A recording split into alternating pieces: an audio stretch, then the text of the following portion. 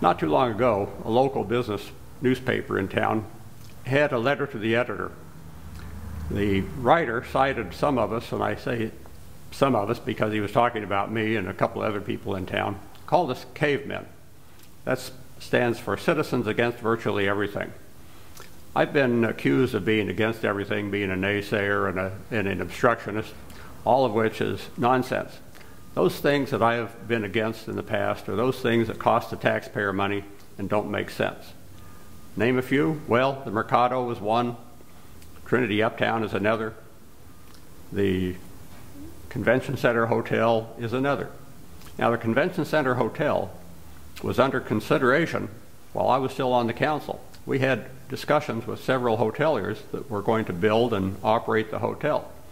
Somebody, and I'm not really sure who it was, came up with a nutty notion that we should invest in that as a city, and using certificates of obligation, we should finance the hotel, which would cost $160 million to build and have a debt over 30 years of almost the same amount. So we would be paying over $300 million for a hotel.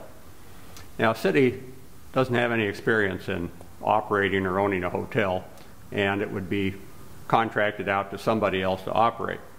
So why should we build it in the first place? We have an economy that is based on entrepreneurial spirit, free enterprise, and when something is profitable, somebody's going to do it. And that's the way it should be with hotels for convention centers. We didn't build the city-owned hotel because I and a few others circulated petitions. We got enough signatures to force the issue to where the council was either going to have to put it on the ballot or change the plans. Well, luckily they just changed the plan and reopened negotiations with a hotel company to start another negotiation process to build the Omni Hotel, which we now have. During that process, the cost escalated from $90 million to over $100 million, and then it finally wound up as a $260 million project. When we decided to go with the Omni Hotel, we went with a hotel that would be paying taxes. They are going to build they have built a much nicer edifice than the city would have built. There are condos there that will be taxable. And we did wind up giving them about $48 million in tax abatement, which I don't really like, but that's a whole lot better than the city owning the hotel in the first place.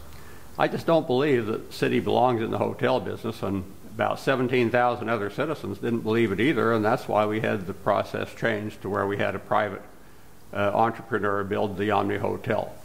We're better off because of it, and we're better off when people look at these big construction issues, the flooding issues, the economic development issues as common sense items. Does this make sense for the public? Is this going to bring something to the average citizen?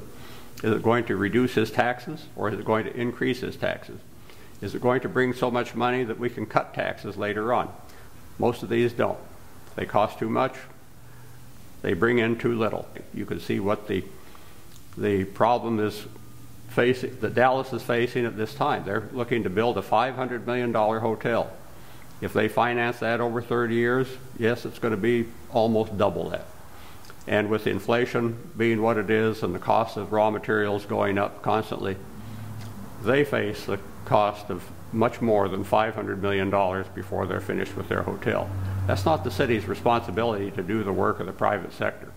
Our responsibility is to take care of infrastructure, take care of public safety, public works, those things that can't be done by the private sector.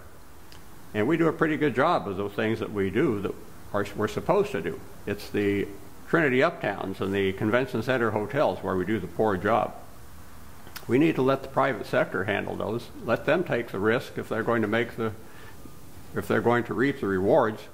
And the city has to stay with its traditional role and make sure that all the citizens are getting their share of the tax dollars and their share of the infrastructure repair, and that will make Fort Worth a better place.